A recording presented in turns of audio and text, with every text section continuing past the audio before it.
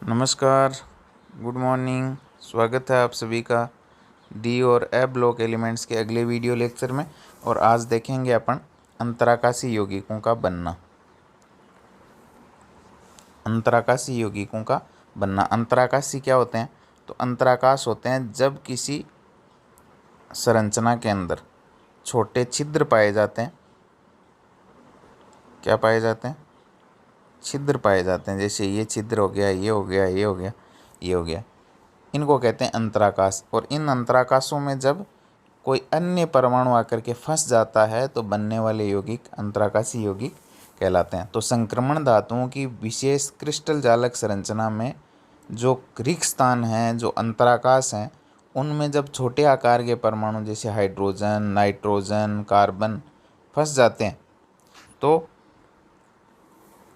बनने वाले यौगिक अंतराकाशी यौगिक के नाम से जाने जाते हैं। क्या कहलाते हैं? अंतराकाशी यौगिक कहलाते हैं। तो देखो, अंतराकाशी यौगिक हो गए जब संक्रमण धातुओं के क्रिस्टल जालक के भीतर छोटे आकार वाले परमाणु जैसे हाइड्रोजन, नाइट्रोजन और कार्बन संपाशित का मतलब फंस जाते हैं, ट्रैप हो जाते हैं, तो अंतराकाशी यौगिकों की रचना होती है। ये यौगिक सामान्यतया अरस समीकरणमितीय होते हैं, यानी इनका कोई निश्चित अनुपात नहीं होता है। नॉन स्टोक्योमेट्रिक होते हैं। न तो ये आयनिक होते हैं, न ही सहसंयोजी, यानी सहसंयोजी आयनिक दोनों ही प्रकार के नहीं होते हैं, ये विशेष प्रकार के होते हैं। एग्जाम्पल देख लो, TiC, Mn4n, Fe3H, VH, TiH इत्यादि। और ये इस सूत्रों के आधार पर धातुओं की इसमें कोई सामान्य ऑक्सीकरण अवस्था भी प्रदर्शित नहीं होती है, यानी ये कोई ऑक्सीकरण अवस्था प्रदर्शित नहीं करते हैं। संघटनों की प्रकृति के आधार पर इस प्रकार के यौगिक अंतराकाशी यौगिक कहलाते हैं। तो परिभाषा यदि अपने को लिखनी हो तो संक्रमण धातुओं के क्रिस्टल जालक के भीतर अंतराकाशों में जब छोटे आकार के परमाणु जैसे हाइड्रोजन, नाइट्रोजन, कार्बन फंस जाते हैं तो बनने वाले यौगिक अंतराकाशी यौगिक कहलाते हैं। ये परिभाषा लिख देंगे। फिर देखो, इन अंतराकाशी यौगिकों के भौतिक और रासायनिक गुणधर्म क्या है वो इम्पोर्टेंट है, यानी ये अंतराकाशी यौगिकों वाला टॉपिक इम्पोर्टेंट है, ध्यान में रखना है। अंतराकाशी यौगिकों के गलनांक उच्च होते हैं जो शुद्ध धातुओं से भी अधिक हैं। गलनांक क्या होते हैं? उच्च होते हैं और शुद्ध धातुओं से ज़्यादा होते हैं। ये अति कठोर होते हैं, यहाँ तक कि कुछ बोराइडों की कठोरता लगभग हीरे की कठोरता के समान होती है, यानी बोरोन जब फंस जाता है तब बोरोइड, ये अति कठोर होते हैं और कुछ की कठोरता तो लगभग हीरे के समान होती है। धात्विक चालकता जो है वो सुरक्षित रहती है, यानी धात्विक चालकता पर कोई प्रभाव नहीं पड़ता है। जैसे टाइटेनियम है और कार्बन फंस गया इसमें टाइटेनियम के साथ में, तो इसकी चालकता पर कोई प्रभाव नहीं पड़ता है, पहले जितनी चालकता रहेगी, यानी चालकता सुरक्षित रहेगी। और रासायनिक रूप से अंतराकाशी यौगिक निष्क्रिय होते हैं। ये क्रिया सामान्यतया रासायनिक पदार्थों के साथ नहीं करते हैं। तो अपने को गुणधर्म ध्यान में रखने हैं, एग्जाम्पल ध्यान में रखने हैं और परिभाषा। तो क्या हो गई? संक्रमण धातुओं के अंतराकाशों में जब छोटे परमाणु फंस जाते हैं तो बनने वाले यौगिक अंतराकाशी यौगिक कहलाते हैं। TiC, Mn4n, Fe3H, VH, TiH ये हो जाएंगे। और भौतिक और रासायनिक गुणधर्मों में गलनांक उच्च होते हैं, अति कठोर होते हैं, कुछ की कठोरता हीरे के समान होती है, धात्विक चालकता सुरक्षित रहती है और रासायनिक रूप से निष्क्रिय होते हैं। क्लियर? चलिए आगे बढ़ते हैं। अब देखो, नेक्स्ट है, अगला गुणधर्म है मिश्र धातुओं का बनना, यानी मिश्र धातुओं का बनना। जब दो या दो से अधिक धातुएं मिलकर के आपस में समांगी मिश्रण बनाती है तो उसको मिश्र धातु कहते हैं। जैसे गोल्ड है और गोल्ड में कॉपर मिला दिया तो ये मिश्र धातु है। ये दो या दो से अधिक धातुओं के समांगी मिश्रण को मिश्र धातु या मिश्रातु कहते हैं। और इसमें एक धातु के परमाणु दूसरी धातु के परमाणु में एक दूसरे से पूर्णतया मिले होते हैं, यानी पूरी मिश्र धातु में संगठन समान बना रहता है। सोने में कॉपर मिलाते हैं तो कॉपर और सोना एक दूसरे को पूर्णतया मिलाने के बाद जो है इनकी मिश्र धातु बनती है, दोनों अलग अलग नहीं रहते हैं, यानी मिश्र धातु जो है वो समांगी मिश्रण होता है। क्लियर? ठोस का ठोस में विलयन मिश्र धातु उसका एग्जाम्पल है, ये अपन पीछे पढ़ चुके हैं। क्लियर? चलिए आगे बढ़ते हैं। मिश्र धातु एलॉय विभिन्न धातुओं का सम्मिश्रण होते हैं, यानी दो या दो से अधिक धातुएं होती हैं जो कि धातुओं के सम्मिश्रण से प्राप्त होते हैं, धातुओं के मिलने से ये प्राप्त होते हैं। मिश्र धातु समांगी ठोस विलयन हो सकते हैं जिनमें एक धातु के परमाणु दूसरे धातु के परमाणु में अनियमित रूप से वितरित रहते हैं। समांगी ठोस विलयन होते हैं सामान्यतया, और एक धातु के परमाणु दूसरी धातु में क्या होते हैं, वितरित रहते हैं। इस प्रकार के मिश्र धातुओं की रचनाएं उन परमाणुओं द्वारा होती है।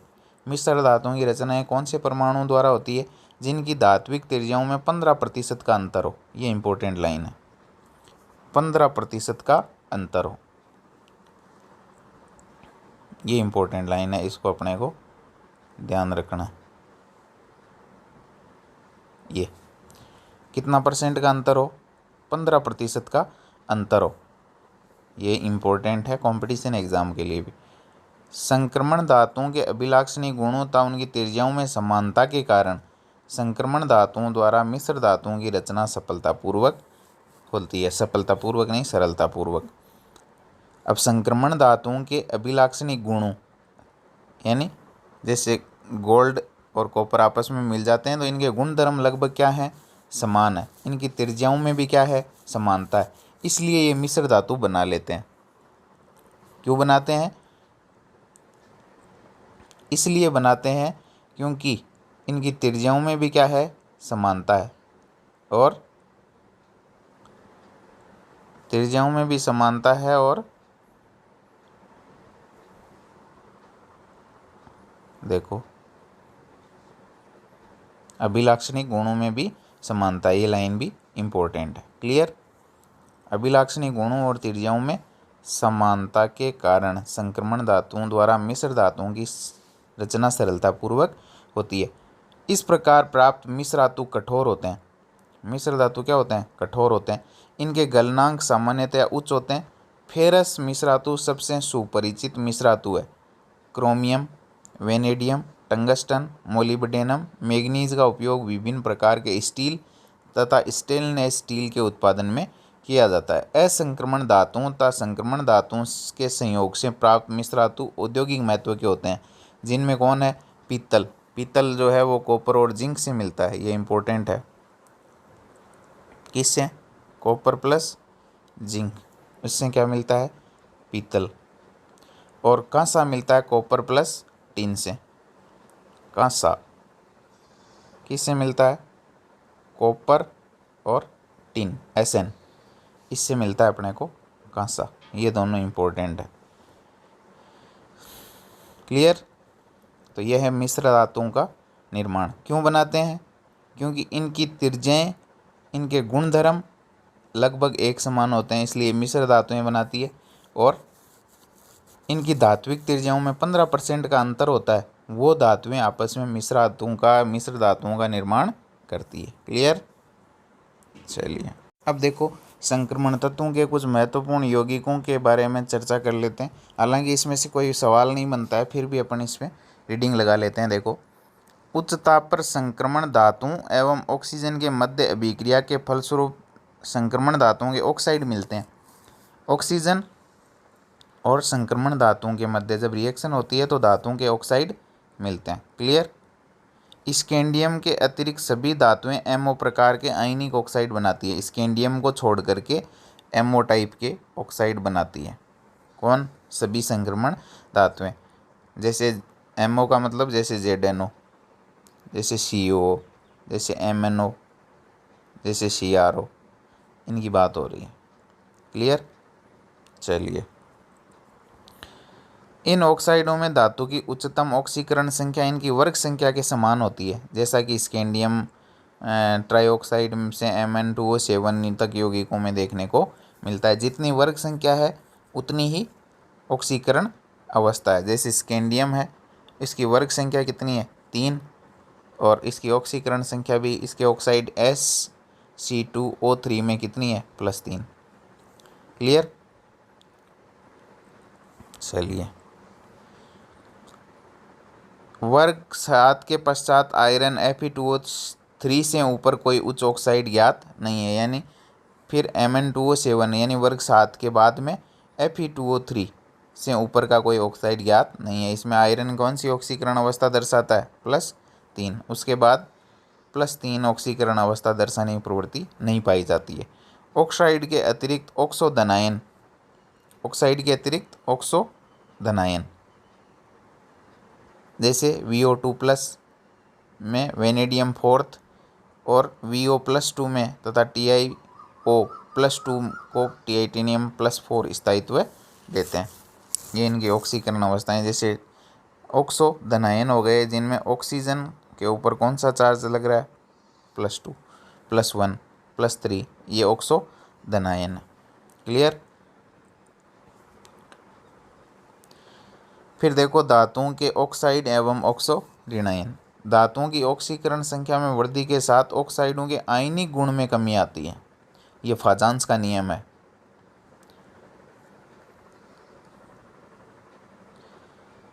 मैग्नीज का ऑक्साइड Mn2O7 सहसंयोजी और हरा तेलीय पदार्थ है।